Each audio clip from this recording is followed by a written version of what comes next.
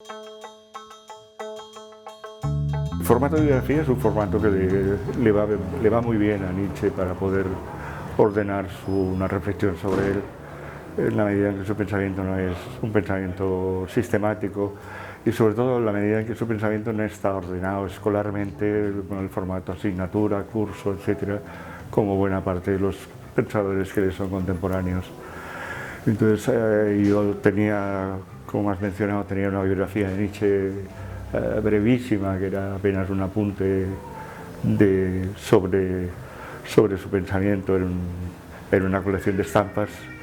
Y cuando me pidieron reeditar este texto me di cuenta de que pues bueno, faltaba en el momento que lo escribí no existía ni la traducción al castellano de la correspondencia ni la traducción de sus escritos póstumos.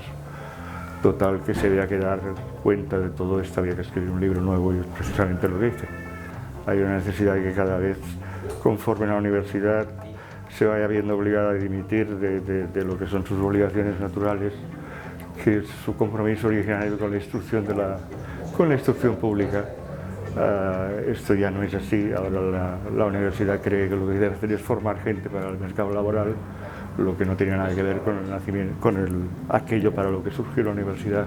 Lo que entiendo y espero que proliferen iniciativas de cualquier otro tipo en el que sea posible reunirse, pensar en común y dialogar sobre lo que nos pensamos.